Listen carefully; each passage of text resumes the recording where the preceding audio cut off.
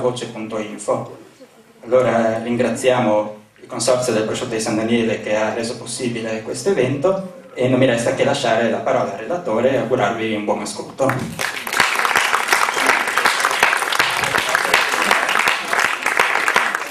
Grazie, buongiorno a tutti. Vedo che la stragrande maggioranza di voi sono ragazzi studenti, questo mi fa molto piacere, spero soltanto che siate qui di vostra spontanea iniziativa, non perché costretti dall'interrogazione di lunedì che subirete sulle cose che vi dirò oggi. Dunque, io sono un economista, come avrete forse capito, quindi io parlerò dei temi di cui si occupa il Festival della Costituzione da un'ottica, da un punto di vista un po' particolare. Vedetelo anche come uno spot per chi di voi fosse magari interessato o curioso di sapere che cosa diavolo si fa nella facoltà di economia, magari qualcuno di voi l'anno prossimo dovrà affrontare questa scelta. L'economia e il diritto sono due discipline sorelle, potremmo dire, si occupano delle stesse cose anche se le guardano da punti di vista differenti, spesso litigano e molto spesso hanno ricette diverse da affidare al policy maker, al decisore pubblico in merito ai temi di cui ci si occupa. Chiaramente questo è bello perché crea dialettica, crea punti di vista differenti, dalla differenza di vedute nasce sempre qualche positivo sviluppo, diciamo, del pensiero, però appunto questo ci porta spesso a fraintenderci e a litigarci, proprio a litigare fra di noi.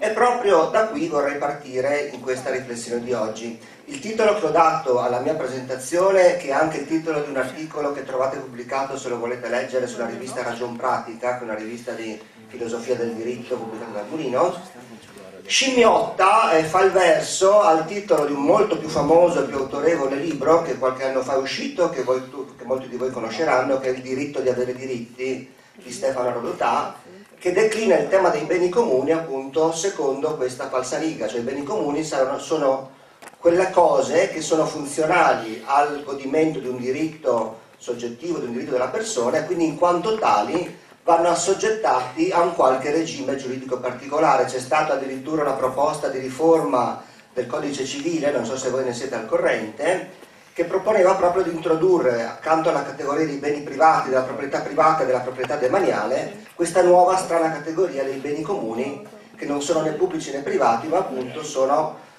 beni che sono universalmente consegnati a un diritto di godimento da parte di tutti, proprio perché rimandano al godimento di diritti soggettivi fondamentali.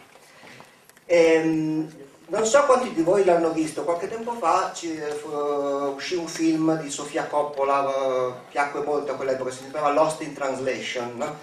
Ed era il titolo alludeva proprio a questa difficoltà che c'è tutte le volte che due mondi apparentemente simili ma con differenze importanti hanno quando si trovano a contatto fra di loro. In questo caso era un'americana trapiantata in Giappone, no? Quindi proprio da Lost in Translation vorrei provare a partire qui nella riflessione di oggi, perché gli economisti hanno molto da dire in realtà su questo tema dei diritti, su questo tema dei beni comuni, ma le cose che hanno da dire sono leggermente diverse e portano in una direzione non proprio coerente e congruente con quella che sono soliti proporre i giuristi. E questo credo sia particolarmente utile anche perché quello di beni comuni è un termine che è diventato molto di moda, no? Nel dibattito corrente, se ne fa un uso, un abuso, forse un uso eccessivo, spesso alludendo, significando cose diverse. Quando si dice l'acqua è un bene comune, per esempio, cosa si vuole dire esattamente, no? Molti usano questo termine per alludere al fatto che il diritto all'acqua, l'accesso all'acqua deve essere considerato un diritto fondamentale, e fin qui va benissimo, però poi se da qui si slitta progressivamente verso l'idea che questa idea di bene comune debba per forza significare che l'acqua debba essere assoggettata a un determinato regime giuridico, o più ancora che una gestione dei servizi di acquedotto e di fognatura da parte di imprese private o pagate attraverso una tariffa sia una negazione di questo diritto, questo passaggio comporta uno slittamento concettuale piuttosto pericoloso e del quale vorrei che riflettessimo oggi. Quindi Il contributo che l'analisi economica può portare a questo ragionamento è proprio quello di portare un po' di chiarezza e pulizia concettuale sul significato di queste parole. Diritti sì, diritti va bene, però l'economista si occupa di efficienza e quindi per me, per la mia prospettiva, diciamo, l'aspetto fondamentale è con quali risorse garantisco questi diritti, come faccio a garantire più diritti possibili col minimo delle risorse, col minimo dell'impiego di risorse, quali sono le vie, le strategie organizzative, istituzionali, industriali, finanziarie e così via più idonee per poterli garantire. Un conto è dire abbiamo tutti il diritto alla salute, il diritto all'istruzione, il diritto all'acqua, il diritto alla casa o quello che volete voi. Un altro conto è fare i conti con la finitezza delle risorse che abbiamo a disposizione e la necessità di usarle nel modo più efficiente possibile. E da qui si arriva al perché del mio titolo, cioè alla fine il diritto di avere diritti non può che associarsi con il dovere di avere doveri, ossia di pagare le tasse, mettere in comune le risorse, mettere in comune gli sforzi, assoggettarsi a un comune insieme di regole senza le quali il bene comune e il diritto diventano delle parole vuote. Quindi cominciamo dalla prima delle tre sfere di cui parliamo, no? Beni comuni come qualche cosa che fa rima con i diritti individuali, con il godimento di diritti che sono costituzionalmente garantiti e così via. No? Questo è il focus del libro di Rodotà, per esempio. Questo è il significato che comunemente i giuristi, i filosofi del diritto attribuiscono alla parola beni comuni. È chiaro che questo discorso non può che rimandare a un bene comune con la B e la C maiuscola, no? che è quello che noi economisti chiamiamo interesse generale, ossia gli obiettivi verso i quali la società dovrebbe tendere, dai quali noi possiamo poi provare a dedurre quelli che sono i diritti delle persone, quelli che sono le cose e i godimenti che noi vogliamo garantire a ogni nostro cittadino, e quindi ne possiamo dedurre quali sono i beni che possiamo poi definire beni comuni, gli ospedali, le strade, gli acquedotti o che so io. No? È chiaro però che questa prospettiva ci rimanda necessariamente alla filosofia del diritto, ci rimanda necessariamente alla filosofia politica. Che cos'è l'interesse generale? No? Non occorre essere filosofi o giuristi per rendersi conto, basta aver orecchiato un po' di filosofia nelle ore di scuola per sapere che questo, che se vogliamo dare una definizione precisa di che cosa significa interesse generale, bene comune con la B e la C maiuscola, ci addentriamo in un campo minato. Nella storia del pensiero si sono susseguite infinite prospettive che hanno cercato di dare contenuto a questo principio senza che ancora oggi ci sia una modalità condivisa per poter decidere che cos'è il bene comune. Noi economisti abbiamo proposto la nostra, noi la chiamiamo funzione di benessere sociale, è una piccola appendice, una derivazione della filosofia utilitaristica. Proprio per questo è una visione molto parziale e molto debole e che infatti va incontro a una grande quantità di paradossi e di problemi anche logico-formali, se vogliamo arrivare a decidere per via deduttiva che cosa è il bene comune. No?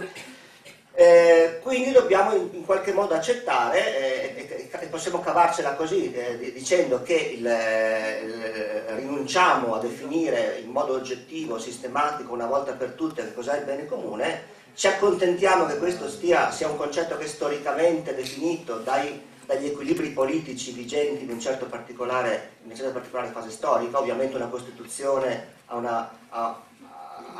guarda a lungo periodo, le leggi guardano a un orizzonte più breve, ma comunque è inquadrata e definita in un preciso contesto storico.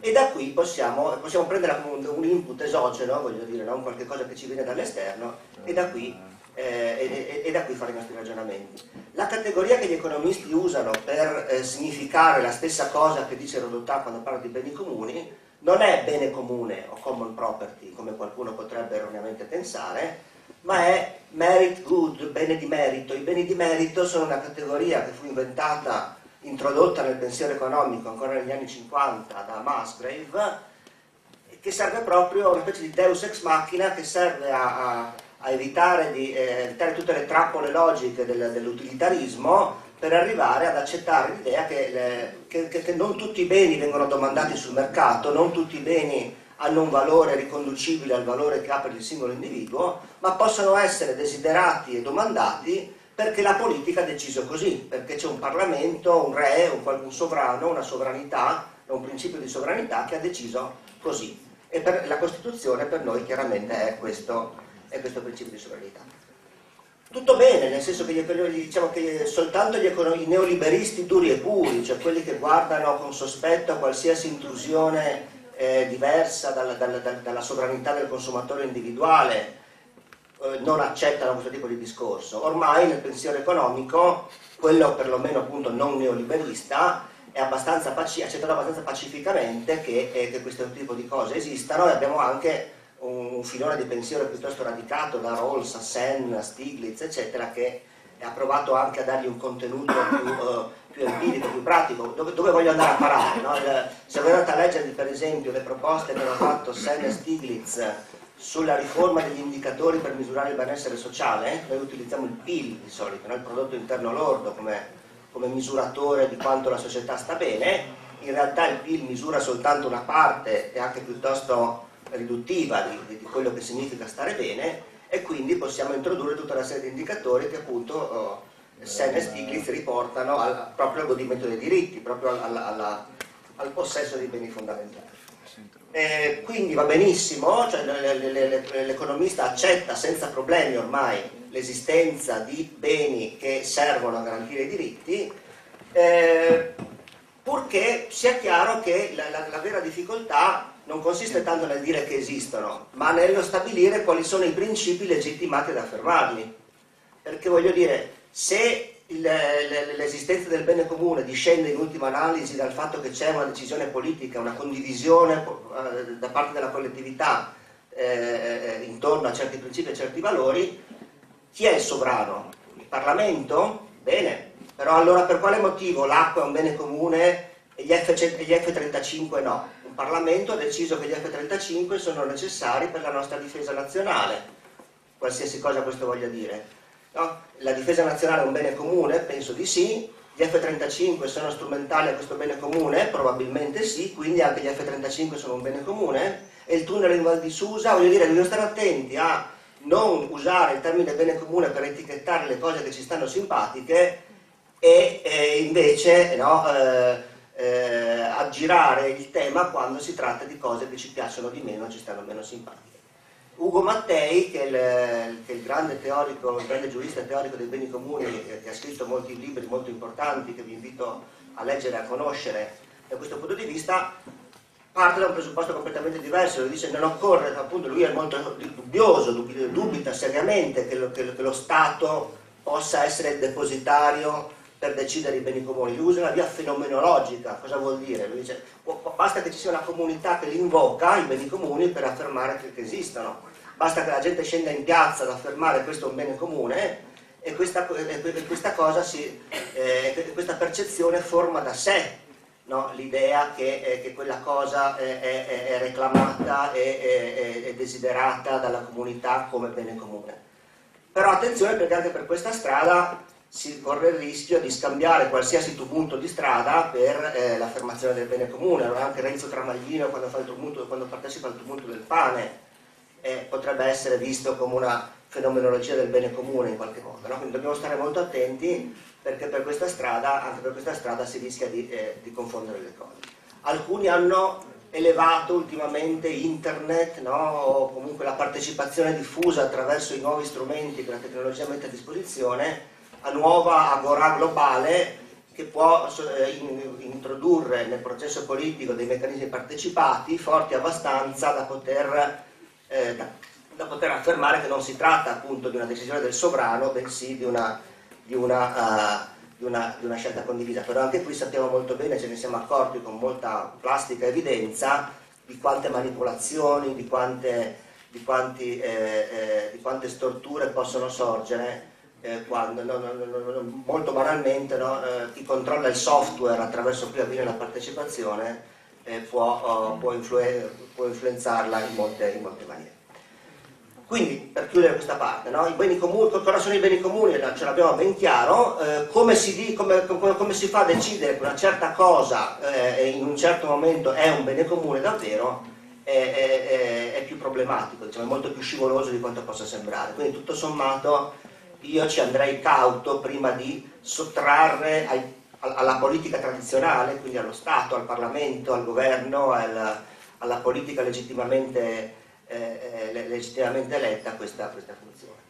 Passiamo al secondo punto, no? Perché per i giuristi i beni comuni sono anche un regime che qualifica un certo modo per definire la proprietà dei beni. Già il diritto romano parlava, oltre che di beni privati, parlava di res publica, ma anche appunto di res communis omnium, che non era la res publica, la res publica era la proprietà dello Stato, la res communis omnium era il mare, il cielo, l'aria, era tutto ciò che non era appropriabile, ma era ciò non di meno fondamentale per la vita delle persone, no?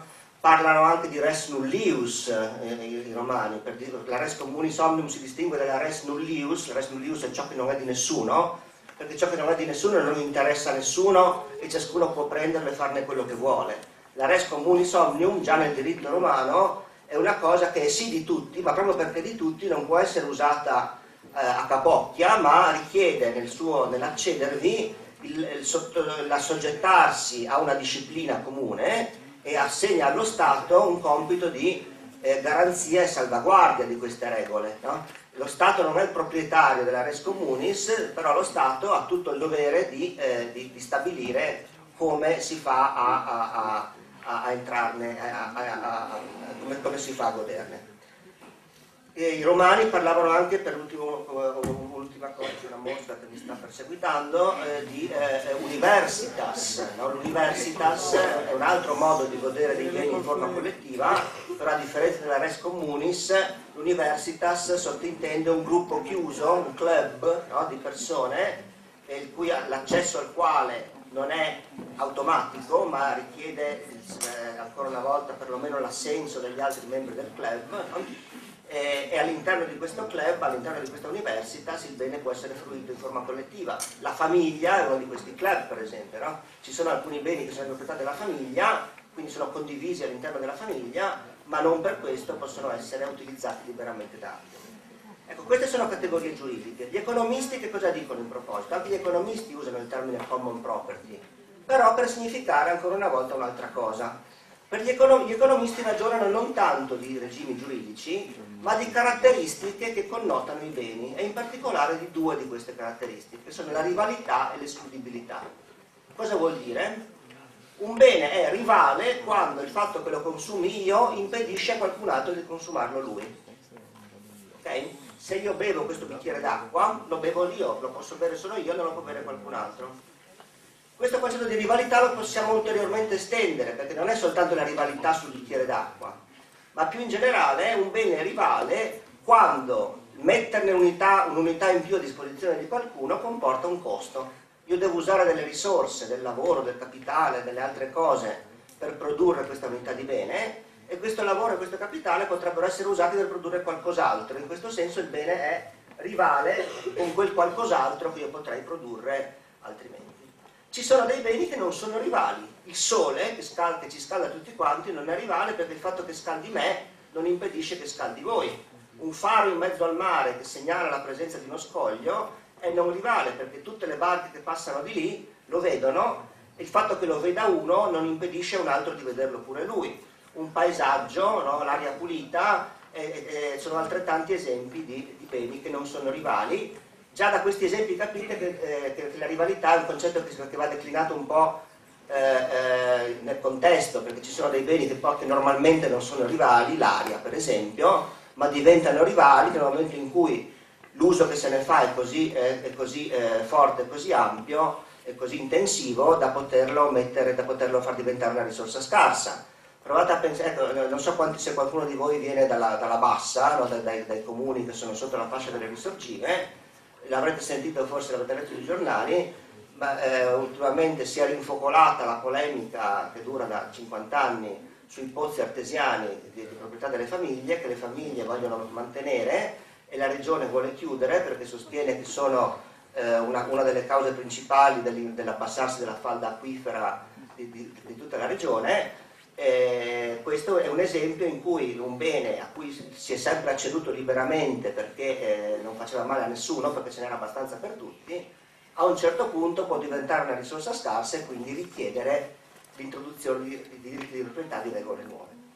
O pensate a un altro caso, no? Io sono un alpinista, infatti quando vi lascerò qui oggi pomeriggio ho già gli sci in macchina e parto per il ghiacciaio, no? Per un ghiacciaio austriaco, no? I ghiacciai sono un altro caso in quelle situazioni in cui fin tanto che ci andiamo in quattro gatti la rivalità non c'è, nel momento in cui la tecnologia mi mette a disposizione una funivia o qualcosa per andarci su, diventano rivali e quindi sollecitano un quadro giuridico di regole che li disciplina. Quindi, rivalità vuol dire questa roba qui. Escludibilità è l'altra categoria di cui parlavo. Cosa vuol dire escludibilità? Vuol dire che un bene è escludibile quando io posso tecnicamente impedire che qualcuno lo usi. Per esempio mettendoci un cancello davanti, per esempio subordinando l'accesso a questo bene al pagamento di un prezzo. No? I beni escludibili sono tutti quei beni in cui io posso subordinare l'entrata in possesso di quel bene, il godimento di quel servizio, quello che volete voi, a una qualche forma di pagamento. Ci sono dei beni che non sono rivali, ma che sono escludibili, per esempio il segnale televisivo, no? Una volta che il segnale televisivo c'è, in teoria non fa male a nessuno che si aggiunga un nuovo televisore per vederlo, no? Però tecnicamente i codici numerici mi permettono di subordinare l'accesso al segnale a chi compra il decoder, no? Questo è un esempio di un bene non rivale ma escludibile. L'escludibilità spesso richiede ancora una volta dei costi di esclusione. Molto banalmente, se io voglio far pagare l'acqua invece che distribuirla gratis, devo mettere i contatori nelle case, devo mandare qualcuno a leggerli, devo avere un servizio amministrativo che fa l'anagrafica degli utenti, gli manda le bollette e così via, tutte cose che non avrei bisogno di avere se l'acqua venisse semplicemente data gratis. È chiaro che l'escludibilità mi permette di stabilire, no, che chi paga può consumare il bene e chi non paga no. Ci sono dei beni che non sono escludibili tecnicamente, perché non abbiamo una tecnologia che ci permette di farlo, in pratica perché magari ce l'avremmo pure ma è troppo costosa, è troppo complicata da usare o così via, e quindi di fatto non li possiamo escludere. I beni comuni per gli economisti sono proprio quei beni che condividono la rivalità con la non escludibilità. Per esempio la falda acquifera, no, è un esempio da manuale, proprio perché trivellare un pozzo nella falda quando la falda è facilmente accessibile è una cosa che può fare chiunque. Vi dico soltanto che in Italia noi veniamo da un lungo processo storico di appropriazione pubblica delle acque che soltanto nel 1994 ha stabilito che le falde acquifere sono un bene demaniale. Prima la falda acquifera era una res nullius, chiunque poteva trivellare un pozzo e prendersi l'acqua che voleva, appunto come fanno nella bassa ancora oggi. Questa cosa nel passato poteva essere accettabile, ora non lo è più, perché se tutti trivellano un pozzo, si mettono chi a irrigare il campo, chi a usarla per produzione industriale e così via, la falda si prosciuga. Bene, allora nel 94 abbiamo cominciato a introdurre una qualche forma di criterio, per esempio a cominciare dal censimento dei pozzi. No, il censimento dei pozzi non è ancora finito, perché ci sono milioni e milioni di pozzi in Italia. Come facciamo a controllarli tutti? È praticamente impossibile.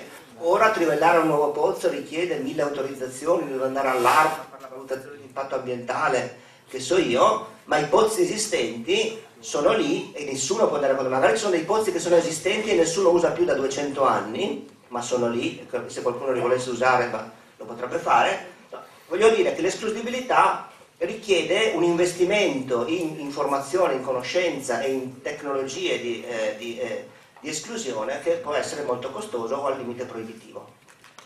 Anche qui la tecnologia ci viene in aiuto. Provate a pensare al GPS, no? L'accesso ai centri storici delle città in macchina era una di quelle cose che fino a 15 anni fa si riteneva impossibile controllare. Io avrei dovuto mettere un vigile a ogni porta di accesso alla città creando delle code infinite, perché questo vigile avrebbe dovuto controllare ciascuna macchina per vedere se aveva il permesso o no.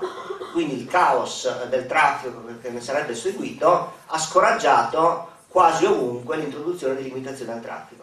Il GPS e il telepass oggi ci permettono di fare questa cosa con molta facilità, quindi non a caso, no, tutti gli strumenti di road pricing o di regolamentazione dell'accesso delle automobili al centro delle città oggi sono praticati molto facilmente grazie a queste tecnologie. Provate a pensare a una cosa che voi tutti utilizzate ogni giorno, cioè il peer-to-peer o il download di file da internet, no? Quando io avevo la vostra età, scambiarsi un pezzo di musica con gli amici era possibile, bisognava che uno comprasse il disco in vinile, lo doveva poi prestare all'amico, che il quale doveva disporre di un registratore, comprarsi una cassetta e trasferire il contenuto del disco dal disco alla cassetta, cosa facilissima, però richiedeva, cioè c'era un limite fisico nel fatto che siccome il disco era un supporto che non tutti avevano, occorreva che ci fosse un numero sufficiente di persone che li compravano, perché tutto si svolgeva attraverso un circuito di amici, no? Oggi io posso fare la stessa cosa andando su un sito internet di scambio di file e mettendo in comune i miei MP3 con quelli di tutto il mondo, possiamo fare la stessa cosa a una scala infinitamente più grande. Controllare questa cosa, come ben sapete, è estremamente difficile, quindi questo è un caso in cui la tecnologia ha giocato in funzione verso una diminuzione, cioè verso un aumento della non escludibilità, verso una diminuzione dell'escludibilità. Perché vi sto raccontando tutte queste cose? Perché per l'economista, appunto, le common property, come dicevo, sono quei beni che non è facile escludere, ma in compenso sono rivali. E proprio per questo noi riteniamo che siano assai poco adatti al regime giuridico della proprietà comune. Perché riteniamo che siano poco adatti? Perché quando un bene è rivale ma non è escludibile, tutti quanti andranno a utilizzarne più che possono, lo saccheggeranno e questo bene facilmente si dissiperà. Questa intuizione ce l'ha avuta all'inizio del secolo scorso Garrett Hardin, no, metà del secolo scorso Garrett Hardin, quando teorizzò la cosiddetta tragedia delle proprietà comuni, la tragedy of the commons, no? Che vuol dire in poche parole che quando io ho un bene comune, come un pascolo per esempio, no? O una falda acquifera appunto, a cui tutti possono accedere liberamente, e questo bene è finito, la natura lo rende finito, ma è disponibile in una quantità non sufficiente a soddisfare gli appetiti di tutti, tutti tenderanno a usarne un po' di più di quello che si dovrebbe, perché comunque ne incamerano i benefici, mentre il costo verrebbe socializzato su tutta la collettività, ergo tutti si comportano così, ergo il bene viene dissipato. Quando voi andate a un concerto rock, no? Supponiamo di essere qui in questo auditorium, che io invece di essere un noioso conferenziere che parla di economia fossi un cantante con la chitarra, no? Può darsi che voi invece di starvene belli seduti come state adesso, presi dall'entusiasmo per la mia bellissima musica, vi alzate in piedi. Quello che sta dietro ovviamente non è contento se quello davanti si alza in piedi, no? Perché non vede niente, quindi si alzerà in piedi pure lui, e così facendo tutti quanti si alzeranno in piedi. Il risultato è che tutti, magari qualcuno si alzerà pure in punta di piedi per vedere meglio, e quindi il risultato sarà che anche quello dietro si alza in punta di piedi per vedere meglio. Il risultato è che tutti vedono tanto bene quando stavano seduti, ma in compenso stanno molto più scomodi. Questo è un esempio ovviamente che fa ridere, però cattura questa idea secondo cui le dinamiche di comportamento collettivo spesso portano ad abusare del bene comune. In questo caso a costringere tutti quanti a sopportare un costo maggiore per poter assistere allo spettacolo, ossia la scomodità. C'è anche un'altra intuizione che un altro economista, Mancur Olson, ha avuto più o meno nello stesso periodo in cui Hardin scriveva le sue cose, ossia il problema del free rider. Il free rider è quello che va sull'autobus senza pagare il biglietto, per capirci, no? È l'imboscato. Perché l'imboscato è un pericolo? Perché molti beni comuni, molti beni collettivi, possono essere goduti come beni collettivi se esistono, ma per esistere hanno bisogno che qualcuno li produca.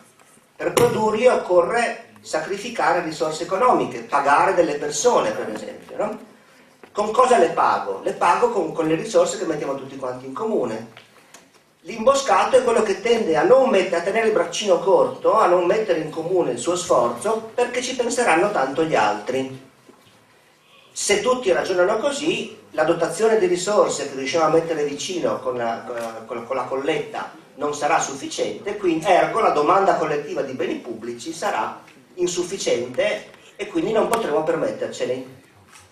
Per queste ragioni l'economista tradizionale ritiene che sia lo Stato a doversi occupare dei beni pubblici. Perché? Perché lo Stato ha il potere di imporre ai cittadini di pagare le tasse, se non le pagano vanno in prigione, più o meno, no?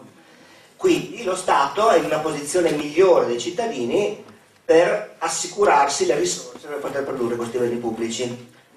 Tutto bene? Quindi questo per dire che le common properties, no, gli economisti le hanno da un po' di tempo, per un po' di tempo, messe in soffitta come se fossero dei vecchi arnesi che non servono più a niente, perché ritenevano di aver trovato un modo superiore, migliore, per produrre i beni comuni. Lo Stato e qualche altra volta il mercato nei casi in cui lo Stato non è necessario. Qui faccio un altro esempio. Che ore sono, per favore? Come avete fatto a saperlo? Guardando l'orologio. L'orologio è un bene comune? Sì. No, è vostro, no? Conoscere l'ora è un bene comune. Poter organizzare la nostra vita perché tutti sappiamo che tutti gli altri sanno che ore sono è il bene comune. Ma questo bene comune è assicurato da un bene privato che tutti quanti avevamo. Nel Medioevo non era così, perché un orologio aveva un costo proibitivo per le tasche del singolo. Infatti la misurazione del tempo e delle ore era un bene pubblico. Perché ci sono le torri dell'orologio nelle città, nei campanili, secondo voi? Per questo motivo, perché era un'istituzione pubblica a misurare il tempo per tutti, perché la tecnologia non permetteva un altro modo di farlo. Oggi un orologio costa così poco che non è considerato un problema da nessuno il fatto di assicurarsene uno. Ce ne saranno chi preferirà il Rolex, ma ci sono anche gli orologi da 2 euro che si trovano nei bidoni del detersivo, no? Quindi questo vuol dire che bene comune non significa necessariamente che debba esserci per forza una qualche forma di proprietà collettiva sul bene che lo rende fruibile. Il diritto alla casa, un altro dei diritti costituzionali, è largamente garantito dal mercato immobiliare. Poi è vero che non tutti possono permettersi una casa e allora è necessario che qualcuno, la comunità, lo Stato, chi so io, si faccia carico di quel pezzettino di società che al mercato non riesce ad accedere perché non ha un potere d'acquisto sufficiente o per qualche altro motivo. Però per la stragrande maggioranza di noi non c'è nessun bisogno di invocare l'intervento di qualcun altro per poterci assicurare questo diritto fondamentale che è la casa, no? E quindi la parola bene comune in questo caso sarebbe sprecata. Tutto bene? Quindi abbiamo messo le common properties in soffitta? No, ahimè, perché sul più bello ci rendiamo conto che sia il meccanismo del mercato, come nell'esempio della casa, sia il meccanismo dello Stato, come abbiamo visto negli altri esempi, a loro volta non sempre funzionano bene. Lo Stato per vari motivi, perché lo Stato ha dei processi decisionali che non necessariamente rispecchiano l'interesse generale, perché lo Stato è tendenzialmente inefficiente, perché lo Stato lo Stato si fa catturare facilmente quando decide le cose dai gruppi di potere, dalle lobbies e così via. Quindi quello che esce dal Parlamento non è necessariamente una rappresentazione del bene comune, lo sappiamo, la teoria ci ha insegnato anche a comprendere questo fenomeno in termini anche concettuali. Il mercato dal canto suo certe volte funziona più o meno bene, ma molte altre no, sia perché non ha nessun interesse a garantire una distribuzione equa delle risorse, sia perché non ha nessun interesse a farsi carico delle esternalità, ossia di tutto ciò che si scarica impunemente sulla collettività senza controllo, l'inquinamento, tanto per dirne una e così via, sia per molti altri motivi.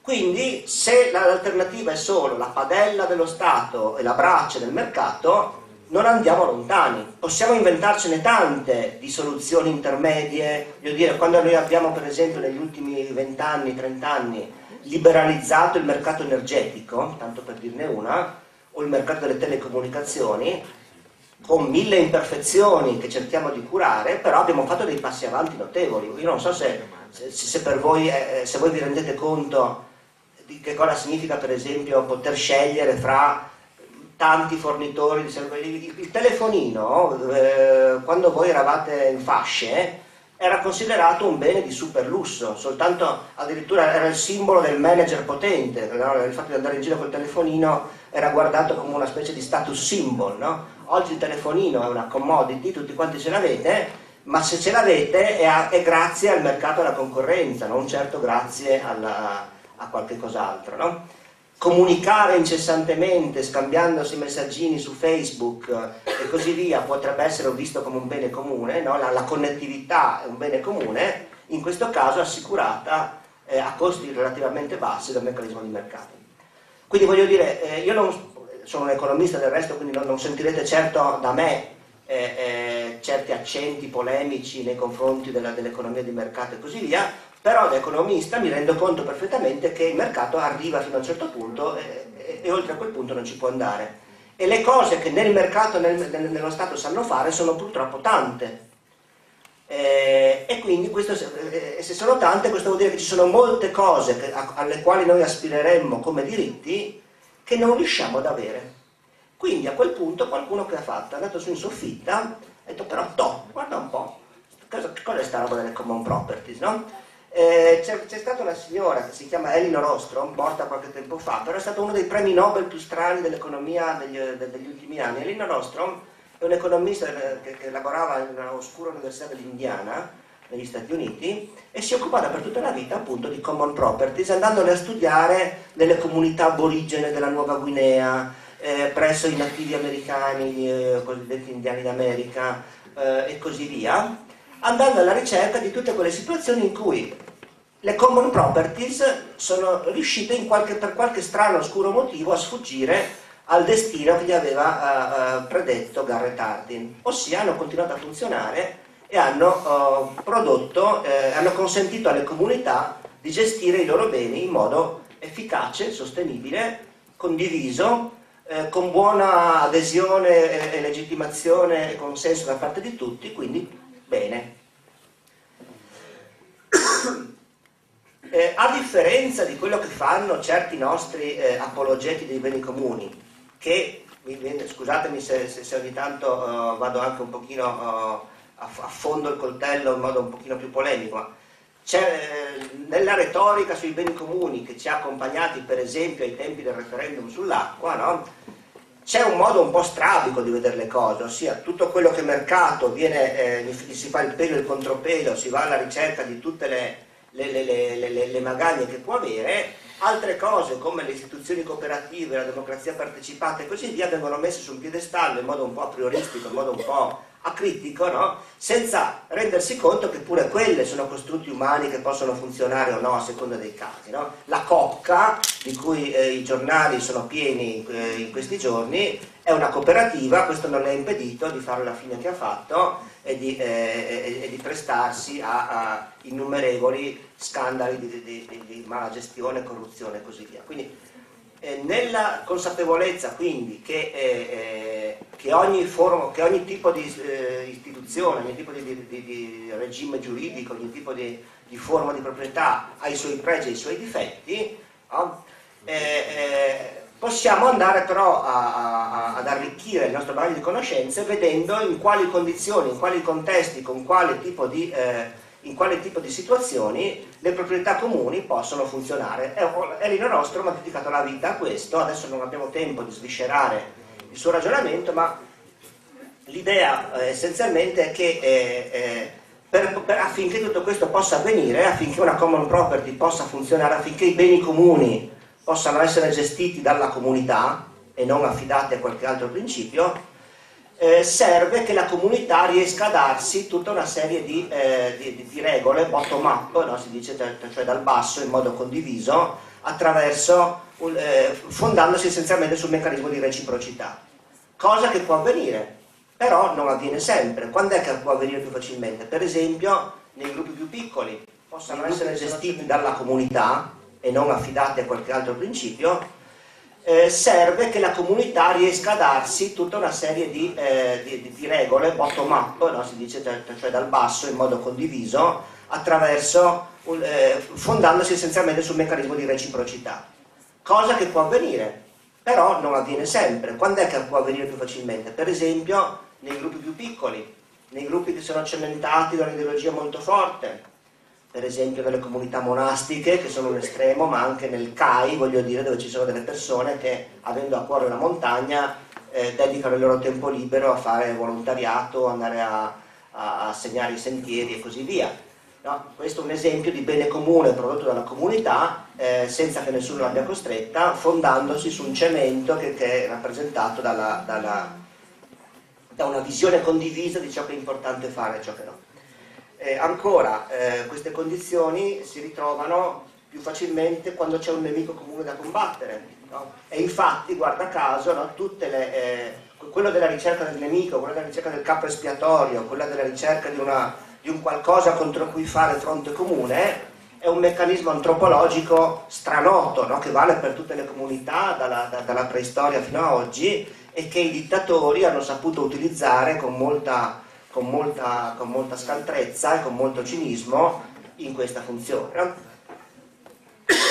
Un altro punto delicato è che le istituzioni di questo tipo, proprio perché si fondano su una condivisione spinta di valori e su un principio di reciprocità, quindi, e su un principio di fraternité, come dice Stefano Zamagni, un altro economista italiano che si è occupato di queste cose, fanno fatica a evolvere, fanno fatica a cambiare. È proprio il loro essere cristallizzati nella routine e nella ripetizione dei comportamenti, il fatto di essere percepite come giuste a prescindere, che le rende funzionali. Voglio dire, se noi scoprissimo domani mattina che guidare sulla strada sul lato destro è una cosa che non va bene, sarebbe meglio guidare in mezzo, prima che tutti quanti si abituino a guidare in mezzo, ce ne vuole. Oggi noi guidiamo le macchine e non andiamo a sbattere continuamente proprio perché abbiamo interiorizzato un certo tipo di forma di comportamento. Cambiare questo tipo di forma mentis non è certamente facile. Bevo un sorso d'acqua prima di... Tranquillo.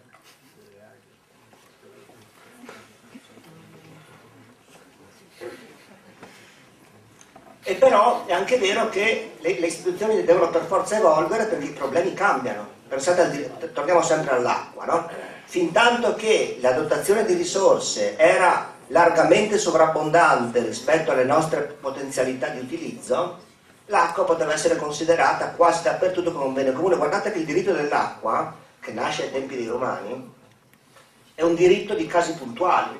Cioè, c'era il conflitto sulla sorgente tal dei tali, bene, si stabilisce una norma ad hoc per la sorgente tal dei tali, ma non c'era un regime giuridico universale per le acque. Non c'è mai stato fino al 1933 in Italia. Perché? Perché nel 1933 la tecnologia idroelettrica e irrigua, la costruzione delle dighe, ha cominciato a permettere di fare cose che prima non si potevano fare, sbarrare i fiumi e deviarli, cose che quindi hanno cominciato a richiedere una qualche forma di disciplina che si è chiamata il diritto all'acqua, che poi progressivamente ha inglobato le falde, poi ha inglobato l'inquinamento ed è arrivata soltanto nel 2000, no? Quindi ieri, a stabilire un principio secondo cui, che credo che quello è il principio contenuto nella direttiva quadro europea sulle acque, secondo cui i corsi d'acqua devono essere mantenuti nel buono stato ecologico, definito secondo una serie di parametri, per cui l'uso umano delle acque è un diritto umano, ma viene dopo quello del fiume a rimanere in buono stato ecologico. Questo è soltanto un esempio di un quadro istituzionale che è evoluto, ma che per evolvere ha richiesto e sta ancora richiedendo dei conflitti molto duri. Prima vi ho fatto l'esempio dei pozzi artesiani, no? La regione Friuli Venezia Giulia ha appena approvato un piano regionale delle acque che non impedisce, ma stabilisce semplicemente che i proprietari dei pozzi devono mettere un contatore, giusto per sapere quanta ne usano, e un rubinetto, perché possono decidere di tenerlo aperto, ma se poi lo possono chiudere meglio, no? Solo queste due cose, che non credo che andassero a invadere nessuna sfera di diritti da parte di nessuno, ha suscitato una sollevazione popolare tant'è che se ne sta ancora discutendo. Probabilmente questa norma dovrà essere espunta dal testo del piano per non disturbare troppo alcune realtà territoriali. Quindi vuol dire che l'evoluzione del quadro istituzionale è molto difficile e nelle common property lo è ancora di più. Scusate se mi sono dilungato troppo. Ultimo punto, perché siamo quasi arrivati alla fine, è quello che riguarda quindi la modalità di gestione. Quindi abbiamo detto che i beni comuni sono quella cosa lì. Abbiamo fatto una serie di distinguo sulla come e perché i beni comuni si prestino o meno a determinate forme di regime istituzionale di proprietà. Ora si tratta di stabilire chi li gestisce. Per esempio, chi gestisce l'acquedotto, chi gestisce il depuratore, chi gestisce ma potremmo estendere il discorso ovviamente a tutti i servizi pubblici che ci interessano. Ed è qui che la mia posizione si stacca ancora più nettamente da quella che è emersa per esempio nel libro di Rodotà o nei libri di Ugo Mattei o di altri, no? Secondo i quali bene comune e gestione comune sono quasi dei sinonimi, no? Comunque c'è una conseguenzialità forte, se una cosa è un bene comune allora non può che essere gestita dalla comunità, non per profitto, quindi non può essere affidata a imprese private e così via. Da cui tutto il fiorire di una letteratura anche piuttosto cioè che ormai ha invaso le librerie, internet e così via, che per titoli come Fuori i mercanti dall'acqua o cose del genere, l'acqua è un bene comune e così via, ha affermato con grande forza, scatenando anche voglio dire, dei movimenti politici molto agguerriti, in Italia il referendum, ma anche altrove non sono stati da meno, sollevando l'opinione pubblica contro l'idea che questi beni possano essere privatizzati. Ora, i tempi non ci consentono di analizzare a fondo questo problema, però se noi ci rendiamo conto che quello che viene privatizzato non è il bene, ma è casomai, nel caso dell'acqua, l'idraulico, cioè colui che ci fa arrivare quel bene a casa, no? Senza per questo affermare che un meccanismo è migliore dell'altro, l'economista tende a essere uno che ragiona in modo un po' scettico, in una logica di male minore. Cioè, a me interessa garantire il diritto, a me interessa trovare il modo migliore per garantire quel diritto. Se il privato lo sa fare meglio del pubblico, perché no? Nel caso del profitto, se riusciamo a condividere le risorse facendo la colletta, tanto bene, ma se invece non ci riusciamo e il gestore deve andare a farsi prestare i soldi dalle banche per potergliele poi restituire, è chiaro che dovrà pagare un interesse e quindi il costo del capitale in qualche maniera ci dovrà entrare dentro questa bolletta che paghiamo, altrimenti come fa il gestore a fare gli investimenti? Ma se non fa gli investimenti le reti vanno in malora e nessuno le rifà. Noi in Italia, ragionando in modo un po' così all'italiana, appunto, no? Rinviando i problemi sempre alle calende greche, abbiamo accumulato sull'acqua un deficit di investimenti pauroso che adesso ci presenta il conto. Non dobbiamo fare investire tutto in una volta quello che non abbiamo investito nei 50 anni precedenti, e quindi questo chiaramente porta le tariffe ad aumentare, ma porta anche i gestori a doversi finanziare sul mercato dei capitali e così via. Quindi, questo voglio dire per darvi un elemento di contesto e un esempio perché capiate il senso di quello che vi sto dicendo, no? Cioè, per me il fatto che una cosa sia un diritto, che sia un bene comune, non è assolutamente una buona ragione per imporre che sia gestito in un certo modo. Per me la gestione migliore è quella più efficiente, e la prova si fa sempre come la prova del budino, cioè si assaggia il budino e si vede se è buono. C'è poca ideologia da fare, voglio dire, no? Ogni forma di gestione ha dei pregi e dei difetti, questi difetti possono essere a volte migliorati, per esempio istituendo delle forme di regolamentazione che non sono perfette, sono migliorabili, però insomma, comunque possono permettere di limitare o di evitare certe deviazioni più tipiche che la privatizzazione porta con sé, no? La privatizzazione dell'acqua nei paesi in via di sviluppo è stata spesso accusata di aver prodotto ogni sorta di inequizia, no? Di avere assettato la gente, però d'altra parte era un modo come un altro, neanche il peggiore, di fare gli investimenti per permettere alla gente di averla poi l'acqua, perché l'alternativa era andarsela a prendere dalle autobotti con le taniche, come avviene nella maggior parte delle città nei paesi in via di sviluppo.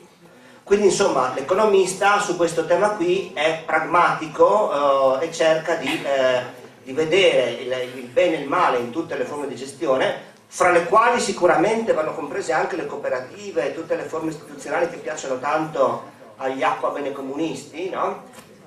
Ma senza mitizzarle e senza che debbano essere per forza messe su un piedestallo a prescindere, come se fossero la cosa migliore da fare. Ultimamente, che ne so, a Napoli si sono vantati di avere ripubblicizzato l'acqua, perché sono passati da una SPA 100% pubblica a un'azienda speciale di diritto pubblico. Ora, se questa sia una ripubblicizzazione, se prima la SPA pubblica fosse una cosa privata, francamente ne dubito, ma comunque il tipo di discorso che si fa intorno a queste cose secondo me tende a essere un po' viziato da una serie di pregiudizi un po' a prioristici, per non dire ideologici, che non ci fanno vedere le cose nella giusta prospettiva. Spesso, anzi, appunto, come dicevo prima, facendo il pelo contro pelo a quello che ci sta antipatico e chiudendo un occhio o anche due di fronte alle storture di quello che ci sta simpatico. Quindi questo è il senso del discorso. Qui potrei finire, quindi ricapitolando, e quindi anche per dare un senso al titolo della mia presentazione, no? Aspetta un attimo, un secondo. Quindi una prospettiva economica ci consente senz'altro di dare il diritto di cittadinanza all'idea di bene comune in quanto veicolo verso i diritti. L'economista non si deve assumere il diritto di dire la sua al proposito, perché è la politica a dover dire la sua, quindi l'economista deve accettare che la sua scienza non arrivi fino a stabilire lui che cosa è e che cosa non è diritto dei cittadini. Dopodiché le differenze cominciano a maturare quando si parla di regimi giuridici e ancor più quando si parla di meccanismi decisionali, di meccanismi gestionali. Su questi appunto la nostra visione è assai più sfaccettata e problematica di quella dei nostri amici, di molti nostri amici giuristi. Vi ringrazio.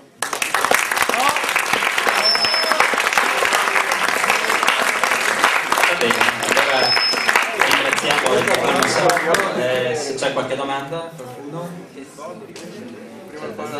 Però lei vuole dire qualcosa? Conclusione?